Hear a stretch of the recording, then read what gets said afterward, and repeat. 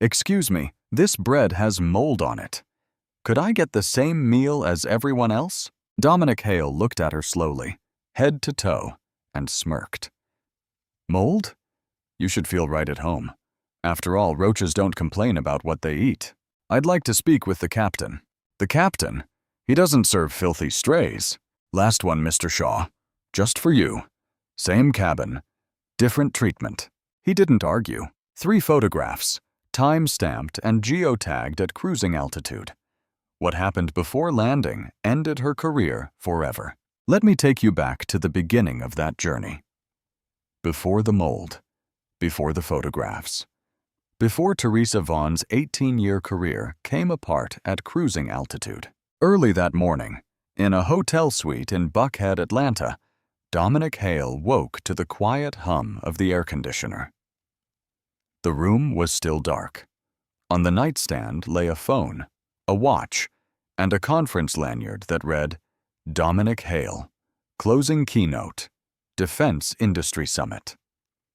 He had spent the past couple of days surrounded by Pentagon officials, defense contractors, and NATO procurement officers. He had delivered the closing address, Innovation in Next-Gen Aerospace Manufacturing, to 300 people whose decisions moved billions of dollars. There had been a standing ovation. 2 generals had shaken his hand. A NATO liaison had requested a follow-up meeting in Brussels. But that was yesterday. This morning, Dominic was simply a man catching a flight home. He packed his own bag, black t-shirt, jeans, white sneakers. His watch, a Lang & Sona worth $45,000, rested on his wrist looking like nothing special. That was by design. Dominic had spent 20 years in the Air Force. He didn't do flashy. He didn't do loud. He did precise. He flew commercial by choice. Hale Aerospace Industries, his company, built components for the very planes he rode in. Navigation systems, cockpit interfaces, emergency lighting. He liked sitting in the cabin, feeling the engines, listening to the hum. It kept him connected to the product. It kept him honest. This morning, it was Horizon Airlines Flight 320. From Atlanta to Los Angeles, first class, seat 2A, window. The aircraft was an MA-9 widebody, the airline's flagship for long-haul domestic routes. Dominic knew it well. His company's navigation system guided the flight path. His cockpit interface displayed the data. His emergency lighting lined the aisles. His name appeared in the maintenance manual stored 200 feet ahead in the cockpit. He never mentioned any of it. He never did. He took the hotel shuttle to Hartsfield-Jackson. The shuttle smelled of vinyl and stale air freshener. He checked his phone. Emails from 2 board members, a contract update from the Pentagon, a message from his assistant confirming Monday's schedule. He closed them all. Today was simply a flight home.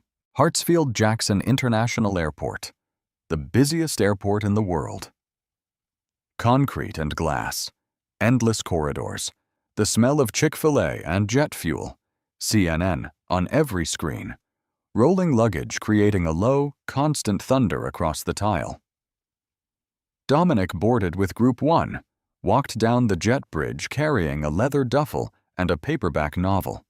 No briefcase, no laptop bag, no suit. He reached seat 2A, stowed his bag, and opened his book.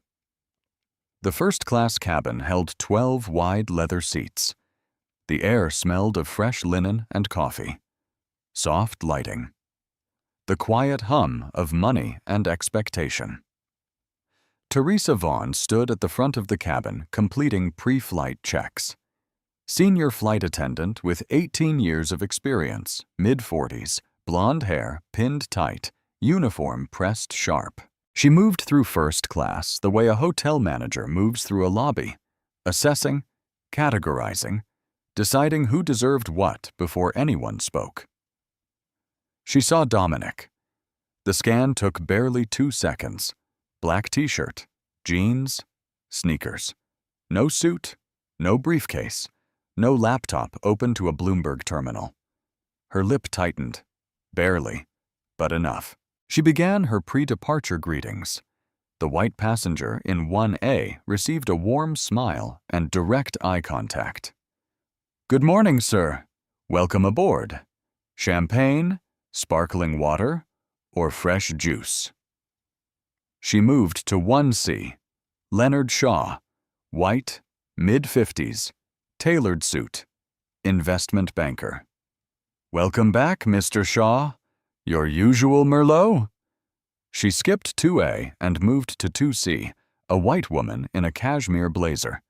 "Welcome aboard, ma'am. Can I get you anything before we push back?" Every white passenger was greeted.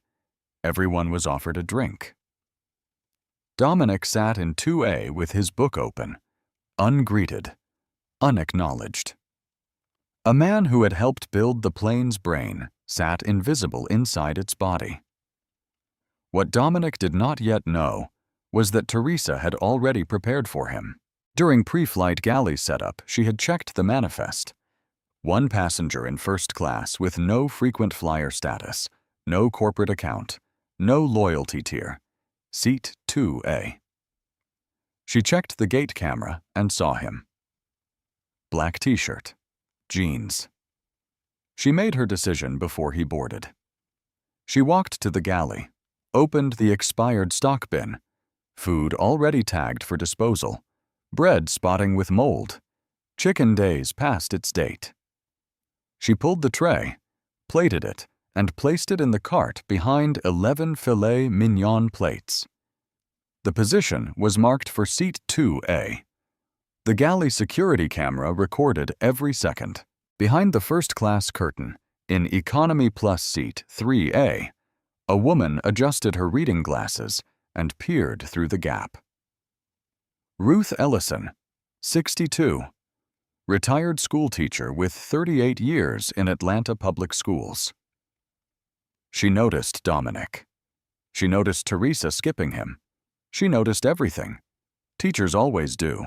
The seatbelt sign chimed off. The cabin settled into the low hum of cruise altitude, engines vibrating through the floor, recycled air moving through overhead vents, the faint smell of coffee drifting from the galley. Dominic pressed the call button. He had been seated for some time with no greeting, no drink, no sign that he existed. Every other first-class passenger had been served before the wheels left the ground. Teresa took her time. She appeared at his row shortly afterward, not rushing, not concerned. The face she wore was the one she saved for inconveniences. "Yes? Could I get some water, please?" Teresa tilted her head. "We'll be doing a full service shortly. You can wait." She turned to leave. At that exact moment, the white passenger across the aisle in 2C pressed his call button. Teresa pivoted instantly. Her entire body language changed. Spine straight, smile wide, voice like warm butter.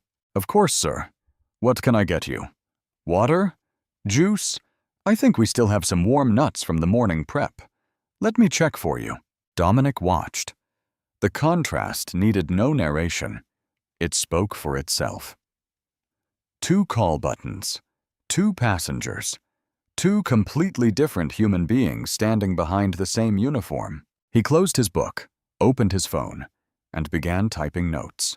He documented the moment, the call button pressed and being told to wait, while the passenger across the aisle was served immediately with full warmth.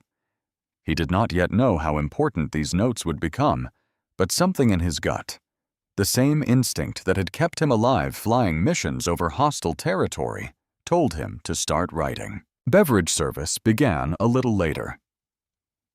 Teresa worked the cabin the way she always did, wearing two faces behind one uniform. White passengers received the full performance, eye contact, first names, conversation, warmth.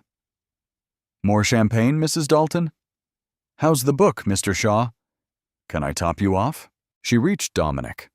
One word, no eye contact. "Drink? Ginger ale, please." She poured behind the cart, brought it on a small tray, set the tray on his table, and tilted it. The entire glass of ginger ale slid off and poured across Dominic's tray table, his jeans, and his paperback novel. Ice cubes tumbled into his lap. The soda soaked through the pages. Weeks of reading, gone. The book swelled and warped in his hands. Ink bled across the cover. Teresa looked at the mess. She reached for no napkin, signaled for no cleanup, offered no apology. Oops. One word. Then she walked away. Back to the galley. Back to the cart. Back to the white passenger in 3C who received his refill of Merlot with a wink. Brooke Ellis, the junior attendant in her late 20s, saw it happen from the galley doorway. She grabbed a stack of napkins and hurried to Dominic's seat. "I'm so sorry about that, sir," she whispered. She meant it. Her hands shook slightly as she helped blot the ginger ale from his jeans. But she did not report it. She did not speak Teresa's name. She returned to the galley, set down the wet napkins, and said nothing to anyone. Dominic dried his jeans. He picked up his novel, pages warped, cover stained, ink smeared beyond recovery. A book he had been reading for weeks. He set it on the tray table, ruined. He added to his notes the details of the spill. Beverage spilled on him by the senior flight attendant. No apology, no cleanup offered. Junior attendant brought napkins independently. Book destroyed. When meal service began, Teresa and Brooke rolled the galley cart through first class. The ritual started. Silver lids, white linen, the smell of seared beef filling the cabin like a warm cloud. Every white passenger received the same plate, filet mignon, medium rare with a pink center and crisp sear, roasted vegetables, a warm bread roll, butter in a small ceramic dish. Salad with vinaigrette, hot, fresh, beautifully plated on white china with silver service. Teresa delivered each one with a smile, a comment, a personal touch. "Here you are, Mrs. Dalton. The filet is exceptional today. Mr. Shaw, I had them hold the mushrooms. I remembered from last time." She reached row 2. She set a tray in front of Dominic and lifted the silver lid. Her smile was small, tight, and deliberate. Bon appétit. What lay underneath did not belong on an airplane. It did not belong on a table. It barely belonged in a garbage can.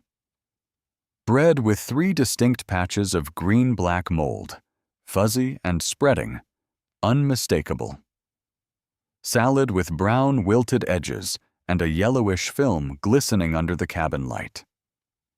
Chicken pale, gray, and wrong, the color of something that had given up being food days ago. The smell rose immediately, sour, sharp, the unmistakable scent of spoiled poultry that hits the back of the throat and stays there. The plate was scratched and stained, not the same white china every other passenger received. Different plate, different food, same price, same cabin. Dominic looked at the mold. He picked up the bread roll and held it close. The green-black patches were visible from a foot away. He lifted the chicken with his fork. The underside was tinged green. The smell intensified. He looked up. Teresa was already 3 seats away, serving the white passenger in 3C a perfect filet mignon with a smile that could sell toothpaste. Dominic pressed the call button. The light blinked above his seat. Time passed. Teresa walked past his row twice without stopping. Brooke finally approached. Dominic tilted the tray toward her. "This food is moldy. The bread. The chicken. Look." Brooke looked. Her face went white, actual color draining from her cheeks. She could see the mold. She could smell the chicken. Her eyes darted to Teresa at the front of the cabin, laughing with a white passenger over champagne. I'm I'm sorry, sir. Let me see if we have… Teresa appeared behind her. She looked at the tray. She looked at Dominic.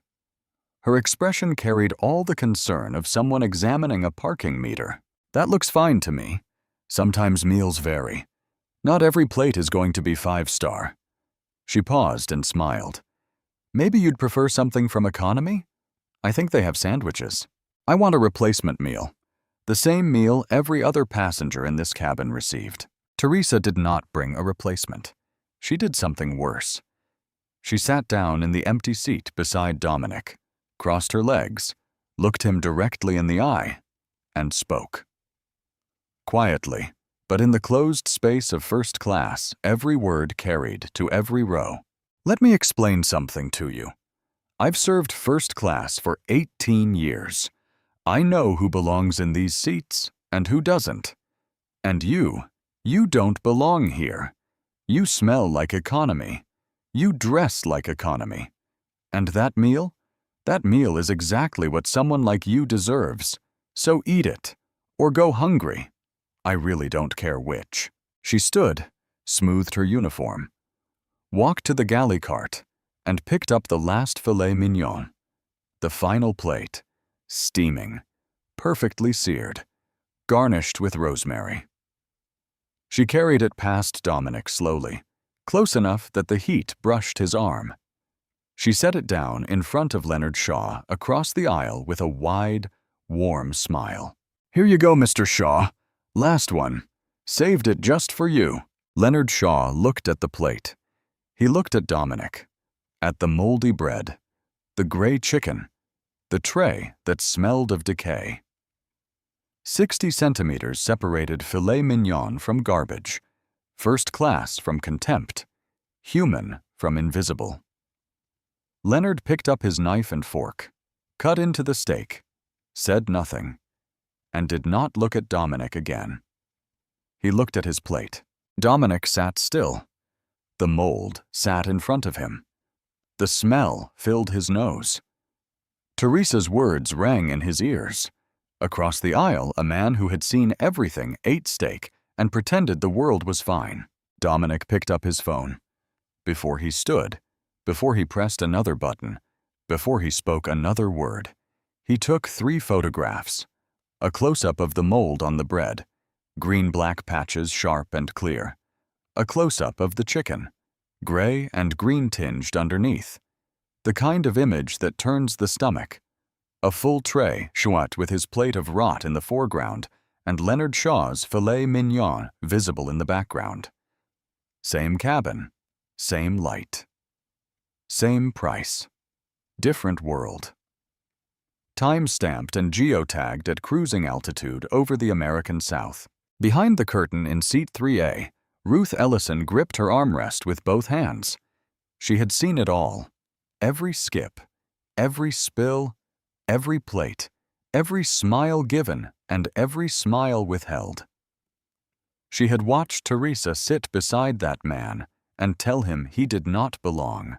She had watched the filet mignon pass his face like a victory parade. Ruth was a teacher. She had spent 38 years in classrooms full of children told by the world, by the system, by people who looked like Teresa, that they did not belong. She knew bullies. She knew how they operated. The smile, the plausible deniability, the cruelty dressed as customer service. She was not going to record. She did not think in hashtags or viral moments. She thought in right and wrong. And what she had just seen was wrong. She made a decision. She would wait, but not much longer. Dominic pressed the call button once more. Teresa came slowly, arms crossed.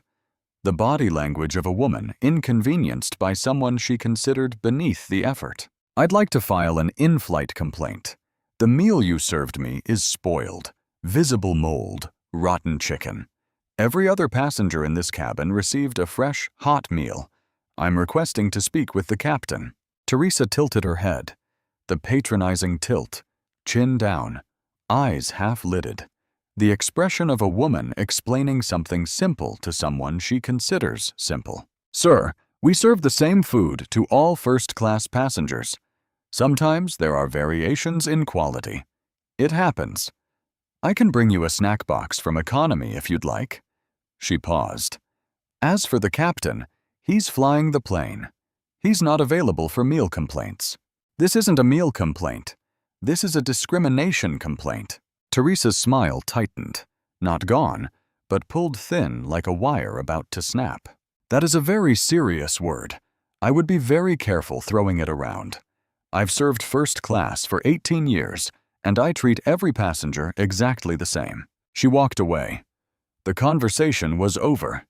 In her mind, Dominic typed on his phone, documenting the formal complaint made and dismissed, the request to speak with the captain denied, the senior flight attendant claiming uniform treatment, contradicted by the observable meal disparity and behavioral pattern. After some time, Dominic stood to use the first-class restroom at the front of the cabin, just feet from his seat. Teresa materialized in the aisle. She did not simply appear. She positioned herself, feet planted, shoulders squared. Dominic reached into his seat pocket, pulled his boarding pass, and showed her. Teresa studied it, held it up, tilted it, took her time. The same slow, theatrical examination. The universal choreography of someone with a little power exercising every microgram of it. "Fine, go ahead." She stepped aside, barely, an inch more than her body required. Dominic turned sideways to pass. His shoulder nearly brushed her uniform. She did not move an extra centimeter. He was in the restroom for a few minutes. When he returned, his tray table was empty. The moldy bread, the gray chicken, the stained plate, the scratched tray, all gone, cleared. The table had been wiped down. Spotless, as though nothing had ever been there. Teresa stood at the galley counter wiping a cloth across the metal surface. She did not look at him. She did not need to. The message was clear. The evidence is gone. Your word against mine. And who do you think they will believe? But Teresa had made a mistake, the kind people make when they believe they are smarter than everyone around them. Dominic had photographed everything before he stood.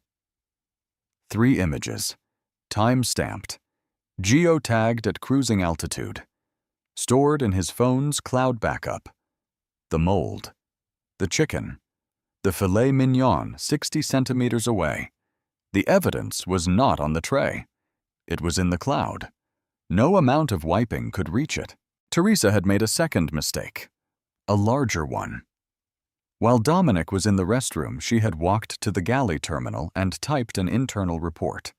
She logged it under Passenger Incident, Seat 2A. The report read, "Passenger refused meal service, exhibited hostile and aggressive behavior toward cabin crew, appeared intoxicated. Monitoring for further disruption. T. Vaughn, Senior FA." Every word was a lie. Dominic had not refused his meal. It was inedible. He had not been hostile. He had spoken in a measured, controlled voice throughout. He had not been aggressive. He had pressed a call button. He was not intoxicated. He had ordered ginger ale, 1 glass, which Teresa had spilled on him. She was building a paper trail, a preemptive defense. If Dominic complained after landing, the airline's internal system would show that he was the problem. Hostile, drunk, disruptive. The system would back Teresa because she had written the system's story first. What Teresa did not know, the in-flight reporting system logged every access, every keystroke, every edit. Who typed what? From which terminal, and when. Her false report was logged moments after Dominic's restroom visit began. The system had recorded the exact moment she chose to fabricate. It would testify against her with the precision of a machine that does not lie. Above the galley counter, mounted in the ceiling, small, black, blinking red, the cabin security camera recorded Teresa typing the report. It recorded her clearing Dominic's tray. It recorded everything, audio and video. She never looked up, not once. The curtain between First Class and Economy Plus shifted. Ruth Ellison stood from seat 3A. She was not supposed to be in First Class. She did not have a first-class ticket. She did not have authorization to pass through the curtain. She did not care. She stepped through the gap and walked into First Class carrying her own meal tray, an Economy Plus upgrade, a small filet mignon she had paid $28 for as a treat to herself. She walked directly to Dominic's row and set her tray, her own food, her own $28, on his tray table, in front of him. Then she turned to Teresa. Her voice was not loud. It did not need to be. It was the voice of a woman who had spent 38 years commanding rooms full of teenagers. The voice that makes you sit up straight and put your phone away without being told twice. "He's eating mine." Teresa's head snapped around. "Ma'am, you need to return to—" "I'm not finished." Ruth did not raise her volume. She raised her precision. "Now you explain to me, right here, in front of every person in this cabin, why 11 white passengers got filet mignon and 1 black passenger got food with mold growing on it." The first-class cabin went silent. The engine hum filled the space. Recycled air pushed through the vents. Every head turned. Teresa recovered. Or tried. "Ma'am, I don't know what you think you saw, but meal quality varies and—" "I am a retired public school teacher from Atlanta, Georgia. I have spent 38 years teaching children the difference between right and wrong. I have been sitting behind that curtain watching you." Ruth's voice was steady as a heartbeat. "I watched you skip this man during boarding. I watched you spill his drink and walk away. I watched you serve 11 passengers a hot meal and serve him garbage. I watched you sit down next to him and tell him he doesn't belong. I watched you carry the last steak past his face and hand it to the white man across the aisle like a trophy. And I watched you throw away his plate the second he went to the bathroom." She took a breath, not for air, but for aim. "What you are doing is deliberate. It is disgusting. And I will not sit behind that curtain one more second while a man is treated like an animal on an airplane." She turned to the cabin. "Did anyone else see this? The drink, the food, the different plates?" 5 seconds of silence, the kind that presses on your chest. Then Leonard Shaw cleared his throat. The man with the last filet mignon. The man who had been cutting steak 60 centimeters from mold. "I saw it." His voice cracked slightly. "All of it." "She's right." 2 other passengers nodded. One said quietly, "The food was different. I noticed too." Teresa's face went red. Not embarrassment. Fury. The fury of a woman who had operated unchallenged for 18 years and had just been challenged by a retired teacher from economy. She walked to the galley intercom, picked up the phone, and called the cockpit. "Captain, this is Teresa. I have a disruptive passenger situation in first class. A woman from economy has entered the cabin without authorization and is inciting other passengers. The male passenger in 2A has been hostile, threatening, and appears intoxicated. I'm recommending we consider diversion for safety." She was requesting a diversion, an emergency landing. $80,000, based entirely on lies. The same lies she had already typed into the in-flight report. She was trying to divert a commercial aircraft carrying 180 people to cover up moldy bread. Captain Warren Holt, former military with 22 years of experience, responded within seconds. "Teresa, hold your position. Do not escalate. Do not touch the PA. I'm sending Delaney to assess." First Officer Delaney unbuckled and walked through the cockpit door into first class. She saw Dominic, calm, phone in hand, photos visible. Ruth standing near the galley, arms crossed, chin up. Leonard Shaw finally looking at something other than his plate. Teresa, red-faced, intercom phone still in her hand. Delaney spoke with Dominic, with Ruth, with Leonard. She looked at Dominic's photographs, time-stamped, geotagged, undeniable. She checked the galley terminal, saw Teresa's internal report, checked the access log. The report created moments after he left his seat. She walked back to the cockpit and closed the door. "Captain, there's no disruptive passenger. There's a discrimination situation. The senior flight attendant prepared and served spoiled food to the only black passenger in first class. She disposed of the evidence. She created a false internal report moments after he left his seat. And she just requested an $80,000 diversion to cover it up." Holt's jaw tightened. His hand settled on the armrest. 22 years. He had never heard anything like this. "Get me Teresa." The cockpit door opened. Passengers do not see the captain mid-flight. When they do, something has gone very wrong, or something is about to be made very right. Captain Warren Holt stepped into first class. Full uniform, 4 stripes on each shoulder, silver hair cropped short. The posture of a man who had landed planes in crosswinds, thunderstorms, and combat zones without ever losing composure. The cabin went electric. Conversations that had been murmuring since Ruth's speech stopped completely. A woman in 3C set down her wineglass. Leonard Shaw straightened in his seat. Even the engine hum seemed to quiet, as if the aircraft itself was paying attention. Holt walked directly to seat 2A. He did not look at Teresa. Not yet. "Sir, I'm Captain Holt. I apologize for the disruption to your flight. My first officer has briefed me on the situation.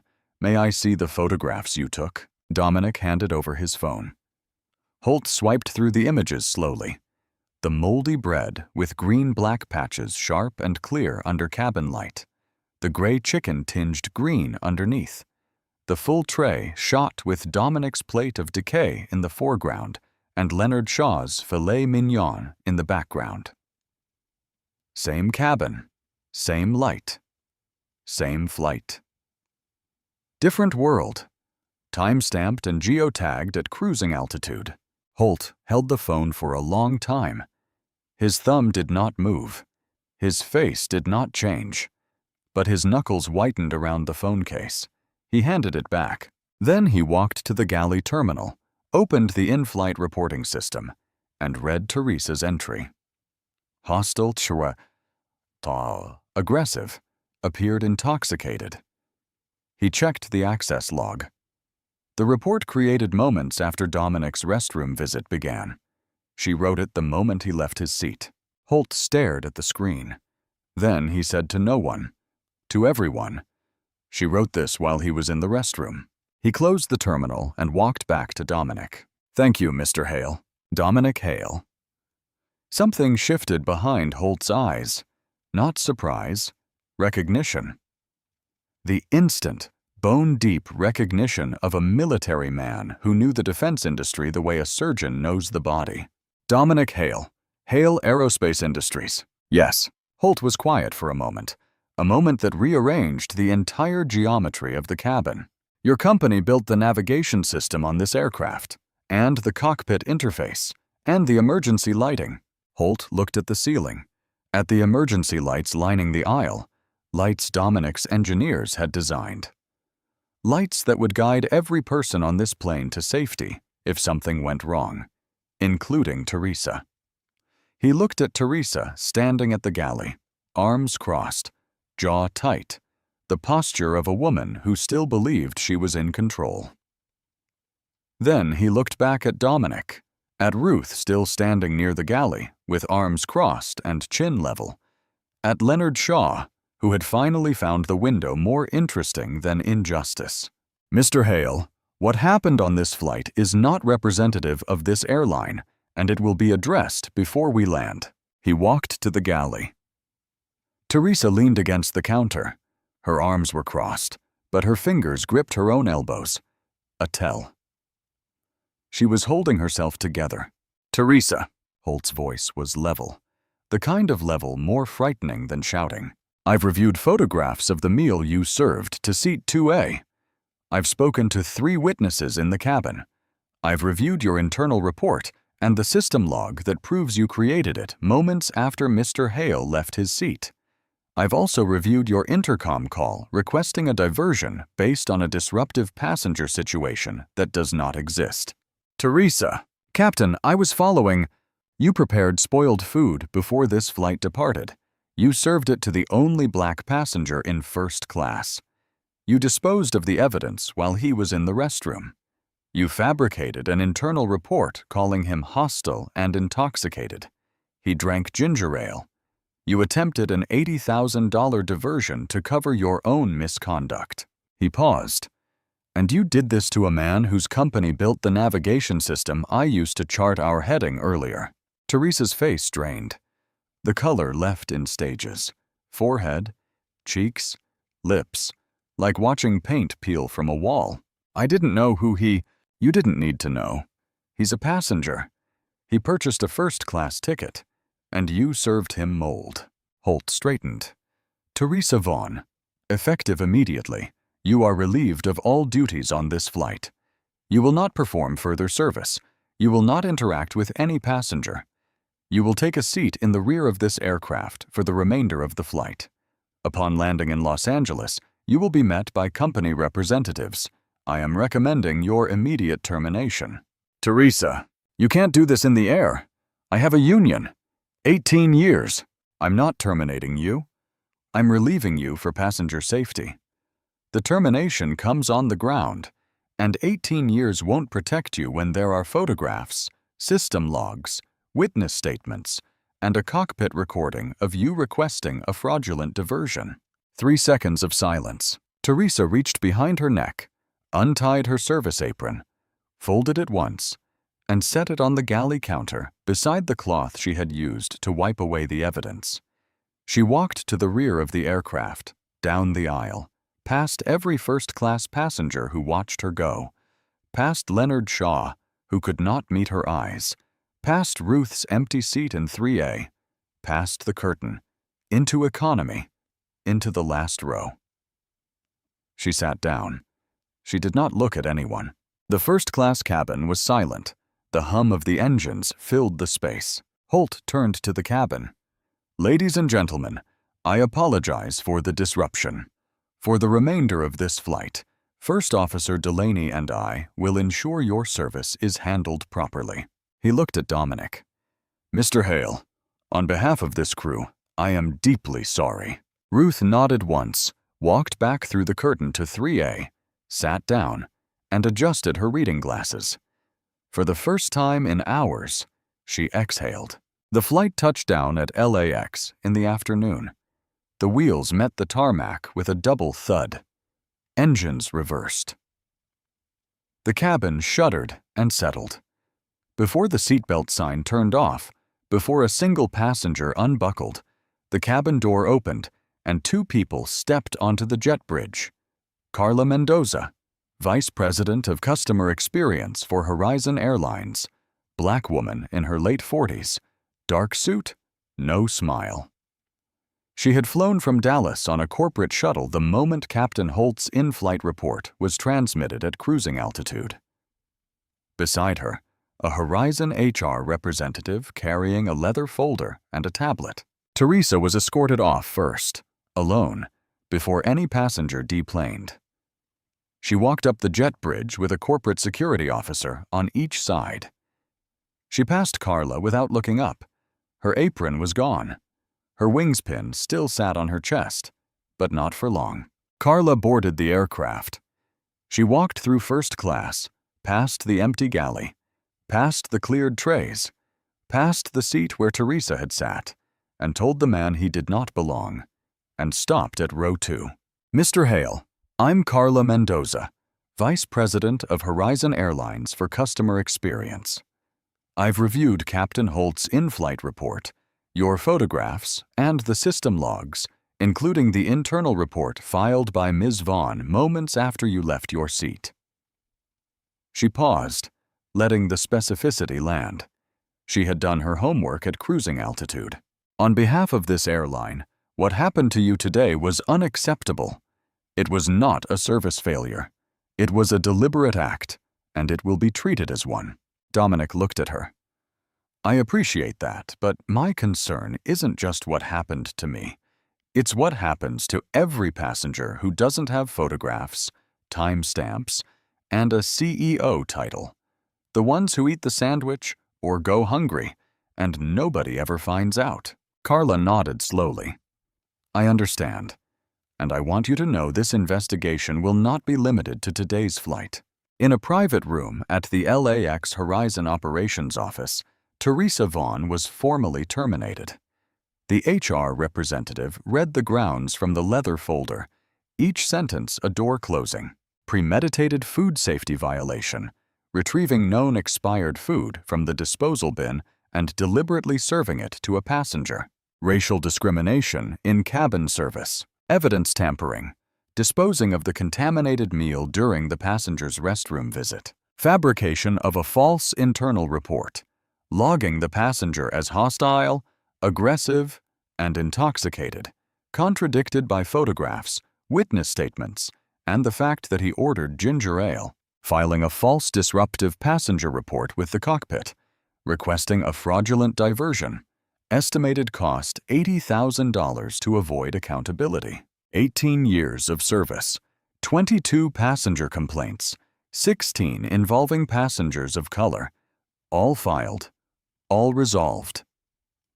0 disciplinary action. The system had protected Teresa for 18 years. Today, the system ran out of walls. Teresa's response, the same 5 words she had given at every turning point that day. The same words she seemed to believe would fix everything. I didn't know who he was. Carla's response was the last thing Teresa heard as an employee of Horizon Airlines. That is exactly the problem, and it's the last thing you'll say wearing that uniform. Badge collected. Wings pin removed.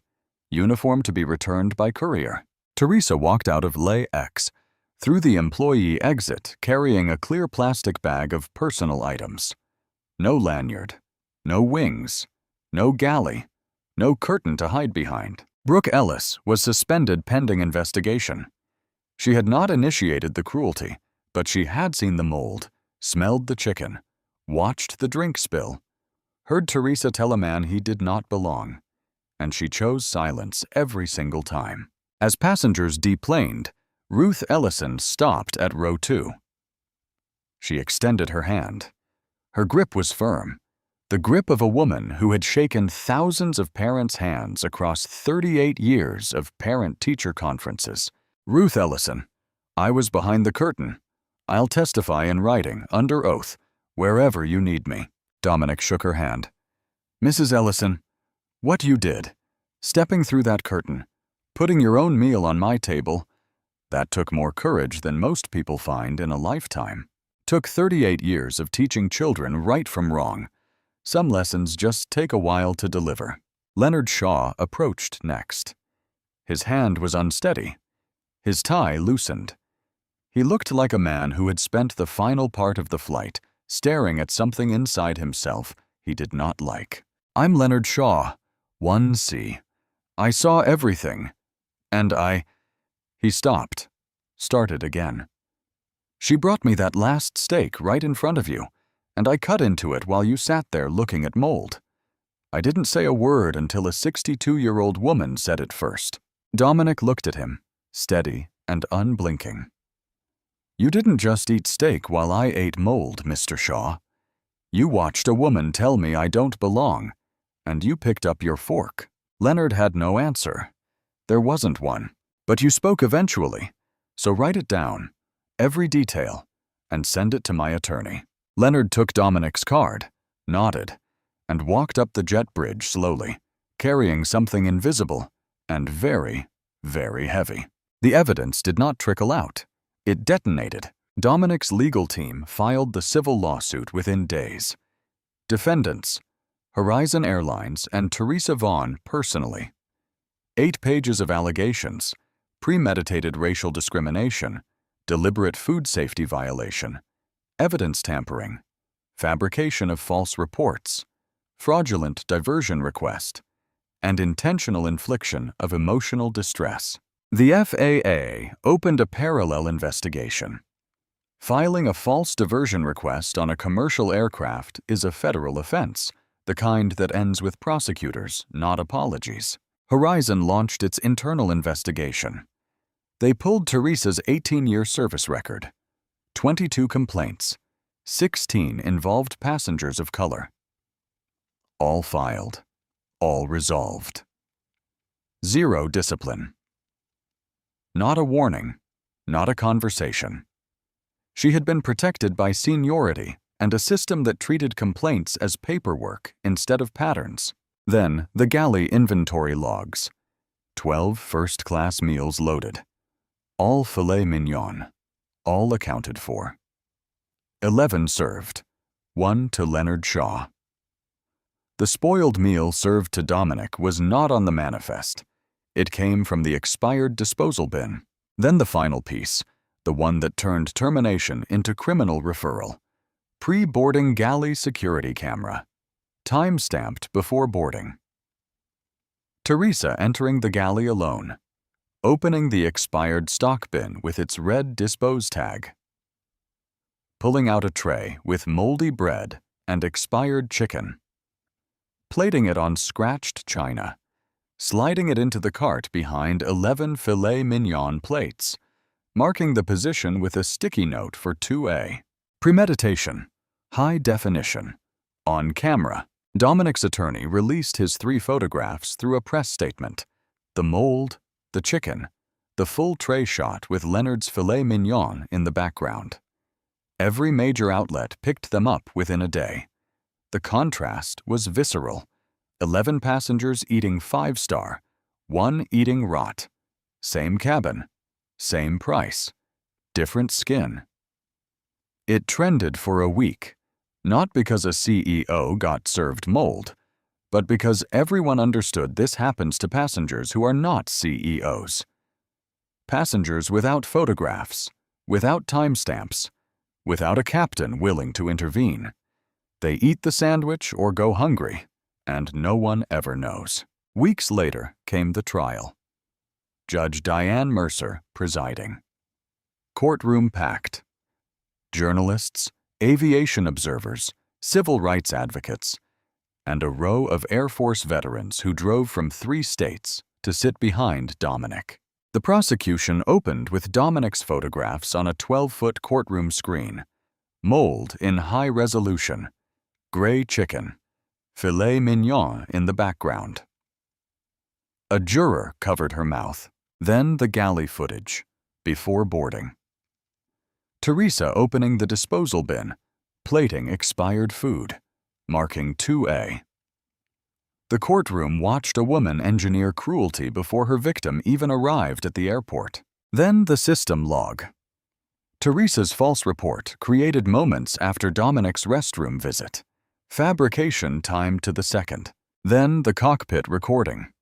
Teresa's voice requesting diversion. Hostile. Threatening. Intoxicated. Every word a lie.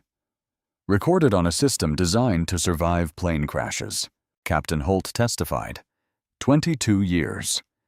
She served spoiled food with premeditation, destroyed evidence, fabricated reports, and attempted to divert a commercial aircraft, $80,000, 180 passengers at risk, to avoid accountability from moldy bread.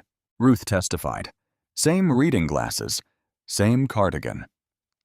I watched a woman serve poison with a smile and call it service. When I couldn't watch anymore, I gave that man my own food, because someone on that airplane had to act like a human being. Leonard's statement was read into the record. Final paragraph. She placed the last filet mignon 60 centimeters from his mold. Deliberately. As a performance. I ate it. I said nothing for over an hour. A retired teacher from economy stood up before I opened my mouth. That silence is something I will carry for the rest of my life. Brooke Ellis testified. Galley culture. Teresa's hierarchy. Unwritten rules. I saw the mold. I smelled the chicken. I watched the drink spill. I chose my job over doing the right thing. Teresa's defense, honest mistake, and personality differences. Judge Mercer needed only moments to dismantle 18 years of excuses. This was not a mistake. Mistakes are random. This was engineered. Before boarding, the defendant retrieved expired food and plated it for the only black passenger in first class. She served 11 passengers filet mignon and 1 passenger mold. She sat beside him and told him he did not belong. She disposed of evidence, fabricated reports, requested a diversion, every action deliberate, every choice rational. This court finds not an error in service, but a campaign of premeditated cruelty, planned on the ground and executed at cruising altitude.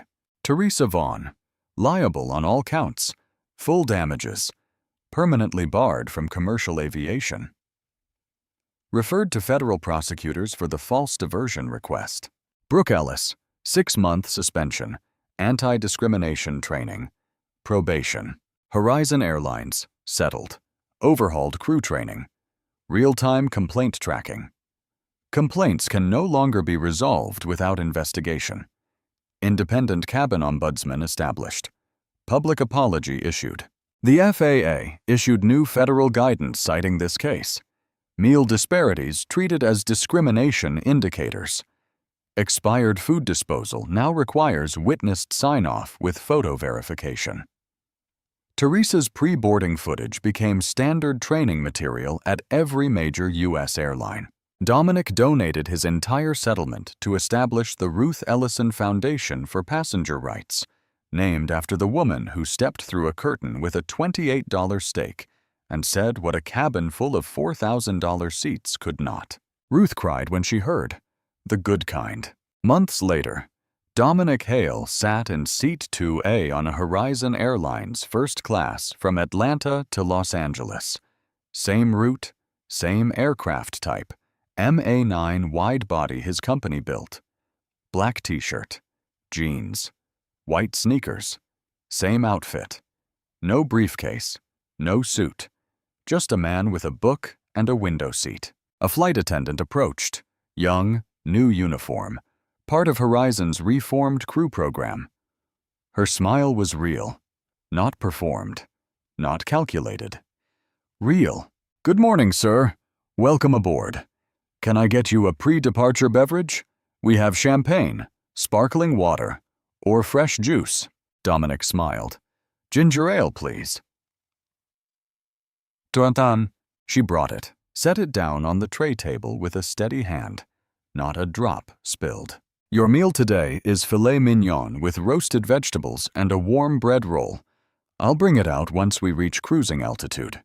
Is there anything else I can get you? No, thank you. That's perfect. She walked away. Dominic opened his book. A new copy of the same paperback Teresa's ginger ale had destroyed months earlier.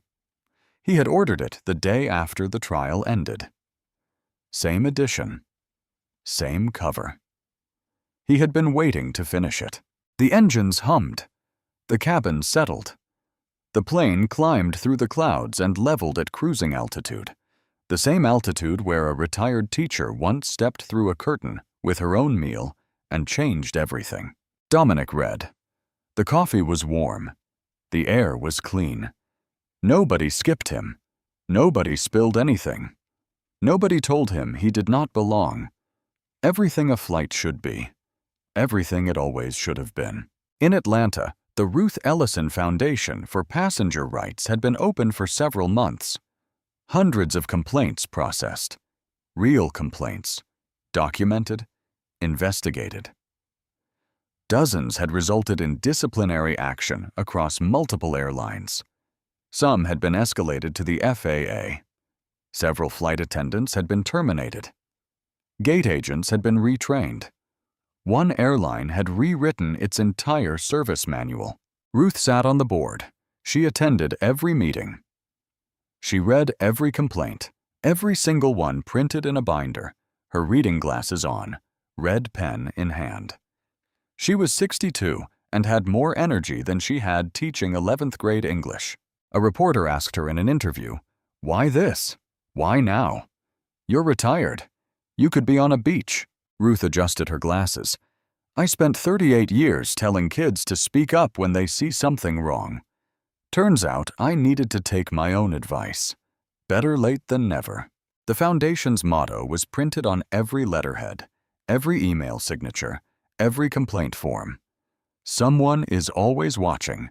Be the one who speaks. Ruth had it framed above her desk at home, right next to her teaching certificate and a photograph of her granddaughter's college graduation. The $28 filet mignon she gave Dominic that day, her treat to herself, her Economy Plus upgrade, became the most expensive meal in aviation history. Not because of what it cost, but because of what it started. So here is my question. If you were on that plane, filet mignon on your table, mold on the table across the aisle, a woman telling the man next to you he does not belong, would you be a Ruth? The one who stands up, steps through the curtain, and gives away her own plate? Or would you be a Leonard? The one who eats the steak, looks out the window, and waits for someone braver to go first. Be honest. Comment right now. And if this story reached you, if it made you look at your own silence, or remember a time you saw something wrong and chose your fork over your voice, share it. Send it to someone. Hit like. Subscribe, because these stories are not stopping. Not until the curtain comes down for good. Horizon Airlines is fictional. Dominic Hale is fictional. But that first-class cabin is real. People get served mold, literal and metaphorical, every single day, while the person next to them eats well and stares out the window. Dominic had the photographs. He had the title. He had the resources. But what actually changed that cabin was a retired teacher who stepped through a curtain with a $28 plate and said out loud, "This is wrong." You don't need a CEO title. You don't need a camera. You don't need a law degree. You just need to be the one person who refuses to stay quiet. Be a Ruth. I'll see you in the next one. Stay loud, stay honest, and never eat the mold.